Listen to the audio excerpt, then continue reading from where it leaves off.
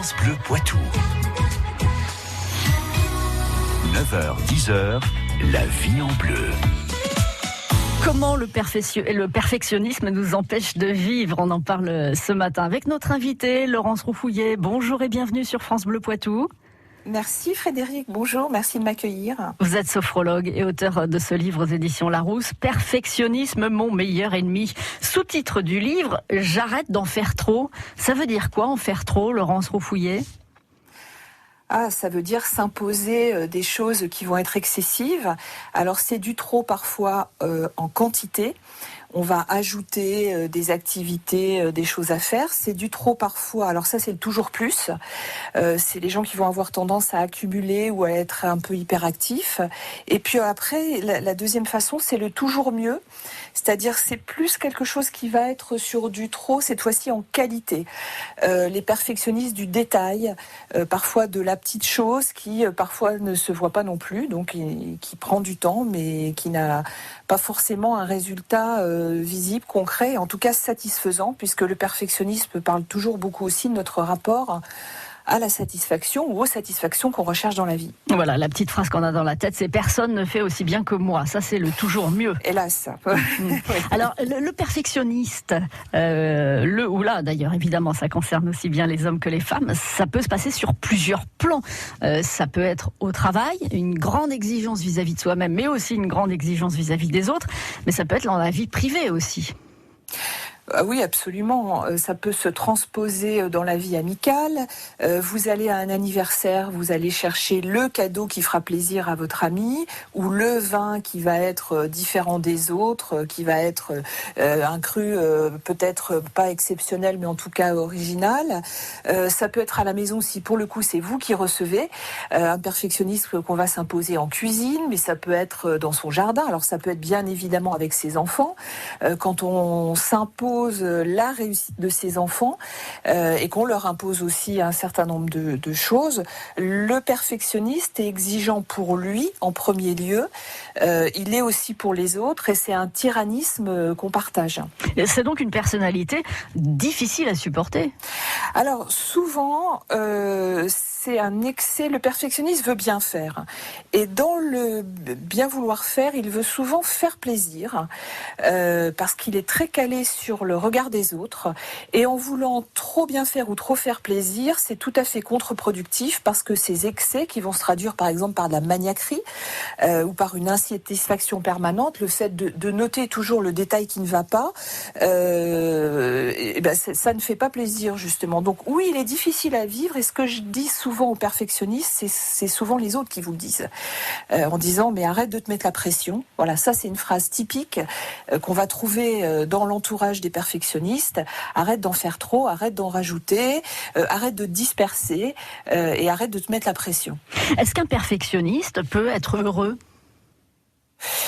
Je pense que c'est une quête, c'est la quête, alors si ce n'est du bonheur, au moins d'un sentiment de satisfaction, je vais dire de plénitude, parce que c'est un sentiment qui peut être à la fois physique, qui peut être aussi intellectuel, une satisfaction intellectuelle, mais qui est surtout une recherche émotionnelle. Et j'ai l'impression, et c'est ce que j'entends beaucoup, et c'est pour ça qu'en tant que sophrologue, j'ai fait un livre sur le perfectionnisme, c'est que les perfectionnistes ont peu de joie, il n'y a pas de moment où en fait ça s'arrête. C'est un peu une course éperdue avec, si on parle de la barre, mettre la barre à un certain niveau, et bien quand ce niveau va être atteint, on va déplacer la barre un peu plus haut. Dans une recherche aussi de stimulation, de surstimulation. Donc je dis souvent, à force de pousser la barre, il est possible qu'elle tombe sur votre nez. C'est là où on va basculer du mauvais côté, peut-être du côté obscur de la force, mais le moment où en fait l'investissement qu'on met, le retour sur investissement qu'on obtient sont tout à fait déséquilibrés. Alors c'est marrant parce qu'il y a un lien évident dont on va parler dans quelques minutes avec vous, Laurence Roufouillet, entre perfectionnisme et charge mentale, et on évoquera évoquera également au cours de l'émission toutes les émotions qui traversent le perfectionniste. Et puis, votre livre propose des solutions pour relâcher un petit peu la pression. Il en sera question également, évidemment. Vous êtes perfectionniste au travail, à la maison. Vous avez peut-être justement entendu cette phrase « Arrête de te mettre la pression ». Dites-nous comment vous l'avez perçue. Dites-nous si ça vous a fait tilter. Vous pouvez intervenir dans La Vie en Bleu. Perfectionnisme, mon meilleur ennemi. J'arrête d'en faire trop. C'est le livre de Laurence Roux-Fouillé aux éditions Larousse. On en parle ce matin dans La Vie en Bleu. Et c'est Laurence Roux-Fouillé qui est notre invitée ce matin. Elle signe ce livre « Perfectionnisme, mon meilleur ennemi », sous-titre « J'arrête d'en faire trop », point d'exclamation, aux éditions Larousse. Ce livre permet de savoir si vous faites partie de la catégorie des perfectionnistes. Et ce livre vous permet aussi d'alléger un peu votre fardeau. Quand je dis alléger votre fardeau, ça tombe bien puisque Laurence Roux-Fouillé, on va parler de charge mentale. On parle beaucoup ces derniers temps de charge mentale des femmes. Ça concerne les femmes et les hommes, évidemment. En quoi le perfectionniste a une charge mentale lui aussi ? Alors, la charge mentale, c'est vraiment cette saturation de pensée qu'on va avoir sur une période assez longue, dans la mesure où on entretient des pensées, principalement ce qu'on a peur d'oublier. Donc, le perfectionniste, il va avoir tendance à scanner. C'est-à-dire à scanner en permanence, à passer en revue les choses qu'il a faites, celles qu'il va devoir faire, les personnes qu'il doit rencontrer, les actions dans lesquelles il est engagé, pour voir ce qui pourrait être oublié, omis, ce qui pourrait faire défaut ou ce qui pourrait être mieux. Donc cette charge mentale, c'est une surcharge mentale chez les perfectionnistes. D'ailleurs, le perfectionnisme en lui-même, dans la typologie du stress, c'est ce qu'on appelle un surstresseur, c'est-à-dire c'est vraiment un élément de stress qu'on va s'ajouter. Par exemple, un stress classique, ça va être une date, une échéance. Une échéance, c'est un stresseur. Vous devez faire votre déclaration d'impôt pour le 6 juin. C'est le même stresseur pour tout le monde. Mais un perfectionniste, alors peut-être pas pour la déclaration d'impôt, mais sur un travail à rendre, il a non seulement ce stresseur objectif de la date, il va avoir le surstresseur de le faire bien, de le faire mieux, de le faire différent, plus beau, plus grand que les autres. Donc ça l'oblige à passer en revue en permanence ce qu'il pourrait oublier. Donc les pensées sont très présentes chez les perfectionnistes et ça impacte beaucoup, notamment le sommeil. Alors si je vous comprends bien, on est beaucoup dans l'anticipation des choses. Alors énormément. Ce qui est d'ailleurs une capacité du cerveau humain. L'espèce humaine est conditionnée sur l'instinct de survie et l'instinct de survie joue sur la peur du lendemain. Et comme nous ne sommes plus des chasseurs-cueilleurs, encore que, on va toujours anticiper sur le lendemain, dans 8 jours, la prochaine réunion, telle réunion de famille, tel rendez-vous, etc. Donc le perfectionniste dans ses pensées, il a par exemple beaucoup de jugements. Donc il s'évalue aussi en permanence et il va avoir tendance à faire des interprétations, c'est-à-dire il va faire une lecture des événements en fonction d'une grille de lecture personnelle qui est extrêmement exigeante. Quand vous dites... Tout ça, ça surajoute. Quand vous dites grille, j'ai tout de suite l'image d'une prison. Une grille qui est fermée ? Oui, bien sûr, c'est une prison. Et alors ce qui est terrible, c'est souvent par exemple associé à de la comparaison. Ce qui va être typique, alors peut-être un tout petit peu plus chez les femmes, mais je voudrais pas être discriminante, parce que c'est un trait de caractère qu'on va trouver chez les hommes aussi, mais de comparer, alors c'est pas forcément que de la comparaison physique, ça va être la comparaison dans le résultat ou même le retour obtenu, beaucoup sur la reconnaissance. Les perfectionnistes ils ont un fort besoin de contrôle parce qu'ils sont très sensibles ils ont un fort besoin de reconnaissance. C'est-à-dire qu'ils attendent en fait qu'on leur dise que c'est bien. Et quand ça vient pas, attente, on l'a pas forcément tout le temps parce que dans le travail, d'abord, on n'a pas tout le temps le temps. Parfois c'est juste normal, faut quand même se dire que vous, Frédéric, vous faites votre métier, quand vous le faites bien, personne ne tire un feu d'artifice pour célébrer le fait que vous ayez fait une très belle émission, vous en faites tous les jours et j'ai envie de dire c'est juste normal et c'est votre travail. Le perfectionniste, il va attendre ses sollicitations, ses retours, un peu comme sur les réseaux sociaux quand on attend des likes sur une photo, quelque chose qu'on fait. Est-ce que un perfectionniste sait dire non ? Alors non, vous avez raison, il a beaucoup de mal avec les limites. Le perfectionniste qui est bloqué sur le côté quantité, Il ne sait pas mettre de limite sur ce qu'il accepte, donc il va ajouter. Alors dans le travail, c'est typique. On lui propose quelque chose, il dit oui, je peux le faire. On dit tiens, est-ce que tu peux dépanner là-dessus? Oui, je peux le faire. Parce que dire non, ça serait remettre en question son professionnalisme. Donc non, il sait jamais s'arrêter. C'est là où c'est exténuant. Vous disiez tout à l'heure, c'est tyrannique. C'est non seulement tyrannique mentalement, puisqu'il y a des injonctions en permanence et des pensées qui sont assorties, du type effectivement jugement ou interprétation, mais c'est surtout épuisant parce que le perfectionniste qui a du mal à s'arrêter a du mal aussi à récupérer. Et du coup, c'est quoi l'échec pour un perfectionniste ? Il y en a de nombreux.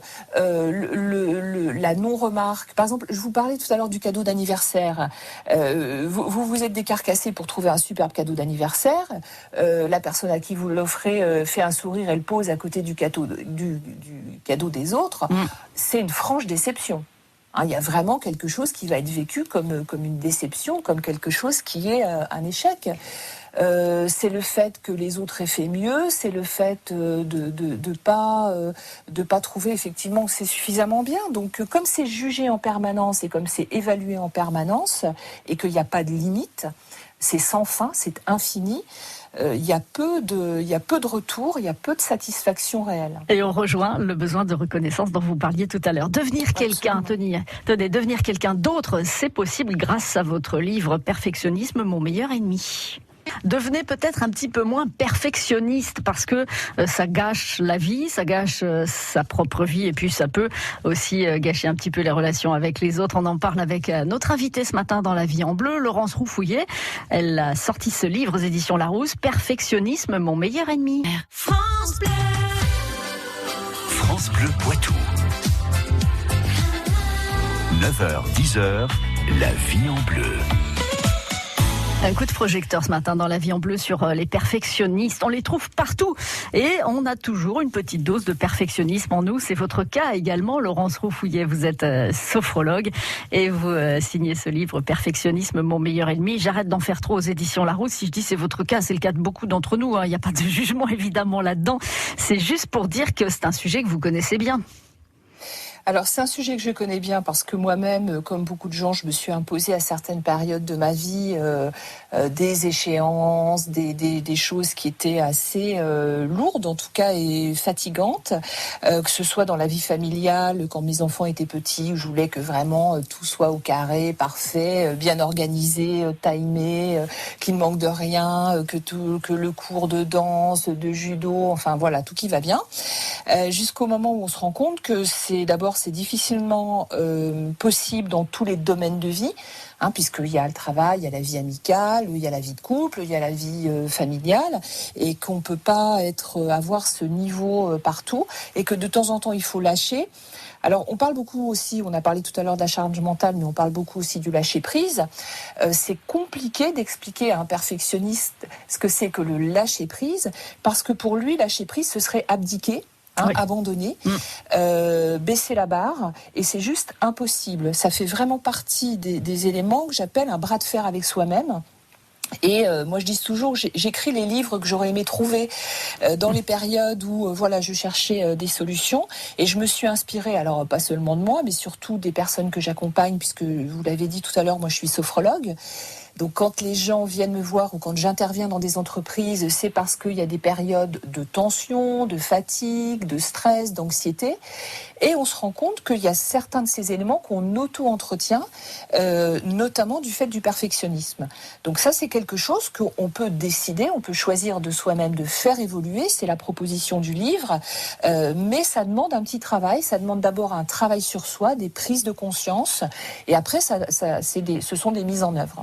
Justement, puisque vous parlez de prise de conscience, je voudrais qu'on aborde les différentes émotions qui traversent le perfectionniste, parce que quand on coche un certain nombre de cases, on peut se dire qu'on a un petit côté perfectionniste, qui peut être confirmé d'ailleurs par l'entourage. C'est ce que vous nous disiez tout à l'heure.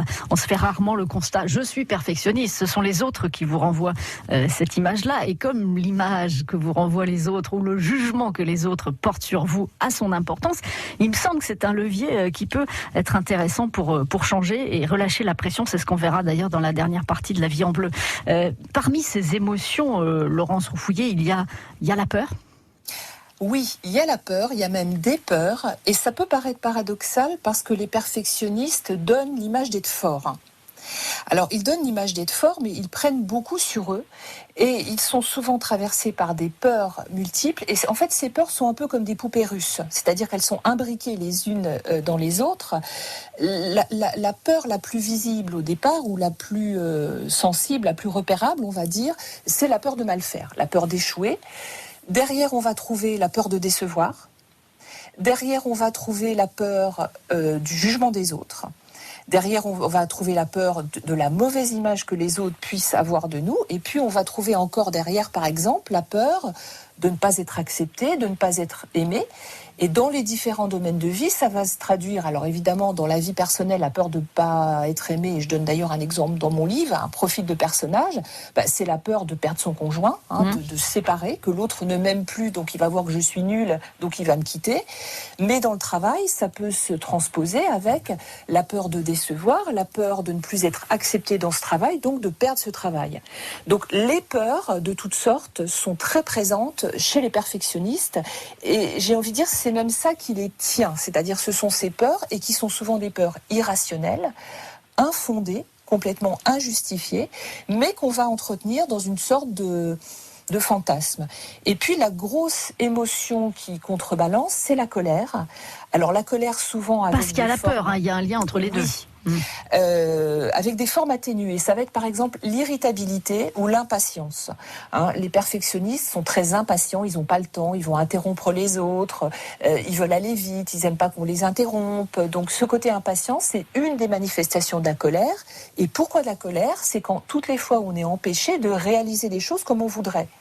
Donc cette colère, elle est orchestrée, on va dire, par les frustrations qu'on peut ressentir de ne pas avoir un niveau de satisfaction suffisant.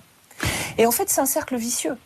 Parce que comme il n'y a jamais suffisamment de satisfaction, il y a toujours de la frustration, donc il y a de la colère, donc les peurs sont toujours là, et ça tourne en boucle et on aura du mal à en sortir. Voilà, c'est un cercle sans fin. Ce qui est intéressant aussi dans votre livre, il faut vraiment le lire parce que évidemment, on survole dans l'émission le contenu du livre, mais on se rend compte qu'on est prisonnier de beaucoup de schémas. Je voudrais qu'on dise un tout petit mot assez court sur l'héritage entre guillemets familial, qui a son importance dans le développement des personnalités perfectionnistes, parce que c'est aussi, ça rejoint ce que vous disiez, ce besoin d'être aimé et cette espèce de loyauté vis-à-vis de sa famille. De sa famille, alors il y a d'abord des injonctions qui sont plus ou moins dites. Il y a des familles où on dit il faut faire les choses bien, tu peux faire mieux. Par exemple, sur les bulletins scolaires, on écrit peut mieux faire.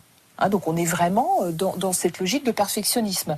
J'ai le souvenir par exemple d'une de mes clientes qui m'avait dit, alors cette femme aujourd'hui est une adulte, elle est chercheure dans un grand institut national de recherche, et quand elle était petite, sa grand-mère lui répétait, quand elle avait fait quelque chose, sa grand-mère lui disait tu n'as fait que ton devoir, et encore bien petitement.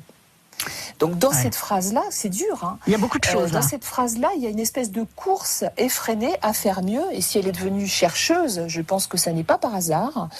Donc ces injonctions, alors je ne jette pas la pierre aux familles, puisqu'on est tous issus d'une éducation, d'une culture, d'un milieu social dans lequel il y a des règles. La question à se poser, c'est est-ce que j'ai encore envie de fonctionner et de m'imposer en permanence ces règles-là ? Et par rapport à ces règles, comment je peux retrouver de la liberté et quels sont mes besoins ? Et c'est toujours d'essayer de se caler sur les besoins. Et une chose qui est très importante, quand ces petites phrases sont dans notre tête, moi je me pose toujours la question, je me dis mais qui parle ? C'est-à-dire qui dit ça ? Quand je me dis mais non, c'était pas génial, qui parle ? Est-ce que c'est vraiment moi ou est-ce que je parle ? Est-ce que ça parle dans ma tête, entre guillemets, avec la voix de quelqu'un d'autre ? Voilà, c'est ça. Est-ce que c'est vraiment son fort intérieur qui s'exprime, qui exprime une insatisfaction, ou est-ce que finalement c'est une injonction extérieure, un programme, qui vient nous influencer ? On va parler de la manière dont on peut alléger quand même son existence quand on est perfectionniste, car vous donnez beaucoup de clés dans ce livre Perfectionnisme, mon meilleur ennemi. 9h40, nous sommes ce matin en compagnie de Laurence Roufouillet avec ce livre passionnant aux éditions Larousse, Perfectionnisme, mon meilleur ennemi. Mais comment devenir son meilleur ami ? C'est un peu la question que je vous pose. Laurence, vous dites dans votre livre, le changement est une porte qui ne s'ouvre que de l'intérieur. Oui, ça ne peut venir que de nous. Il ne faut pas attendre des miracles. Voilà, non, c'est pas ça. C'est pas toujours attendre des autres ou de l'extérieur. C'est-à-dire se dire, et ça c'est la proposition du livre, c'est d'abord de faire comprendre qu'on est juste normal. Voilà. Il y a beaucoup de gens qui sont perfectionnistes. C'est un processus qu'on connaît, donc vous êtes normal. Ne vous inquiétez pas, mais il y a des choses qu'on peut faire. Avec les prises de conscience, c'est de voir déjà les curseurs sur lesquels on peut jouer. Je parlais tout à l'heure des injonctions familiales, par exemple. On peut se dire, cette phrase dont je parlais tout à l'heure, c'était un exemple. Tu n'as fait que ton devoir et encore bien petitement. Se dire si à 35, 40 ou 50 ans, on a encore envie que cette phrase devienne notre règle de vie, ou si on a envie de se proposer, par exemple, tu as aussi le droit de te reposer, ou tu as la possibilité de penser à toi. Donc c'est vraiment de remettre en place un programme personnel, et puis ça va passer parfois par des petits défis, des mises en œuvre pour prouver en fait que ça n'est pas si grave et qu'on peut faire moins bien et que la Terre ne va pas s'arrêter de tourner. Il n'y a pas mort d'homme et parfois même personne ne va le voir. C'est la règle des 80%, c'est ça ? Alors moi j'aime bien ça, j'essaie de me l'appliquer en toute chose. Si vous venez dîner chez moi, si on fait quelque chose ensemble, si on s'engage dans un projet professionnel, etc., mon objectif c'est d'essayer d'obtenir un résultat à hauteur de 80%. Qu'est-ce que ça veut dire ? Ça veut dire que 80% du résultat c'est déjà très très bien et ça va nécessiter 80% de mon énergie. Donc là, on est dans quelque chose qui relève de l'efficacité. Si j'essaye d'obtenir 100% du résultat, ce qui n'est jamais possible, parce que d'abord, il y a toujours des aléas, des impondérables, et qui pour le coup viennent de l'extérieur, des retards, des choses qui sont pas exactement, qui n'ont pas été commandées, par exemple, exactement comme on l'avait prévu. Donc le 100% n'est pas possible. Mais si j'essaye de l'obtenir, ça va me demander 150% de mon investissement physique, mental et émotionnel. Donc ça n'a aucun intérêt. Et ce qu'on ignore parfois, c'est que les perfectionnistes ne sont pas de très bons performeurs parce qu'en termes d'efficacité, ils se perdent parfois dans les détails, ils vérifient, ils font des erreurs, ils refont, ils hésitent, ils rechoisissent et ça fait perdre du temps. Donc la règle des 80%, on peut se l'appliquer pour tout. Quand on fait un dîner, on va par exemple choisir d'acheter l'entrée et de ne faire que le plat et le dessert soi-même et de ne pas s'imposer à faire un repas parfait du début jusqu'à la fin. Donc vraiment d'essayer d'appliquer cette règle des 80%, peut-être d'abord dans des domaines de vie qui sont moins impliquants, avec des conséquences qui pourraient nous paraître moins graves. Donc ça peut être une première mise en œuvre. Voilà, ça fait partie des petits défis. Ou alors on peut décider qu'on ne fait pas le dessert et on achètera un gâteau au chocolat, par exemple. Par exemple. Et on fait l'entrée. Quand on adore le chocolat. Voilà, tout à fait. Et quels avantages va-t-on trouver à être moins exigeant avec soi-même ? Or, on va retrouver déjà de la légèreté. Ça, c'est vraiment la première chose, c'est que ça va être un soulagement. C'est parfois même un soulagement physique. C'est-à-dire que la pression qu'on pouvait ressentir au niveau du thorax. Moi, je suis sophrologue, je vois des gens qui respirent très mal. Donc vraiment avec cette sensation d'oppression physique. Ou parfois une tension au niveau du ventre, cette sensation de boule au ventre. Donc ce soulagement, il va être énorme. Et puis, on retrouve du temps. Et ce temps, c'est aussi du temps pour soi, du temps pour des choses qu'on a choisies, pour des choses qui se font plaisir. Et la satisfaction, elle va être non pas dans le résultat qu'on obtient auprès des autres, mais aussi ce qu'on apprécie de faire soi-même, pour soi-même, tout simplement. Eh bien, plein de choses à dire autour du perfectionnisme dans votre livre « Mon meilleur ennemi, j'arrête d'en faire trop ».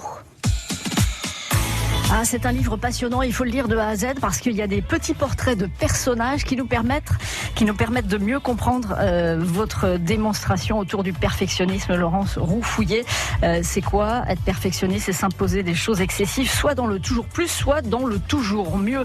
C'est se mettre une pression incroyable, une pression qui d'ailleurs ne va pas toujours avec efficacité. C'est pour ça que vous nous proposez parmi une des solutions, la règle des 80%. Obtenir 80% du résultat, c'est déjà bien. Et puis il y a plein d'autres choses évidemment dans votre livre. On parle des injonctions, on parle du conditionnement, de la peur du jugement des autres. Le perfectionniste est en perpétuelle évaluation de lui-même et c'est épuisant. Justement, comment retrouver la pêche? Eh bien peut-être lever le pied sur le niveau d'exigence, ne pas faire la révolution, ça fait partie aussi des petits conseils que vous donnez. Avancer pas à pas sur des petits défis que vous allez relever plus facilement que la révolution. Moins se fatiguer, c'est aussi moins fatiguer les autres. Je vous encourage à lire ce livre, Perfectionnisme, mon meilleur ennemi. Merci infiniment, Laurence Roux-Fouillet. Merci Frédéric.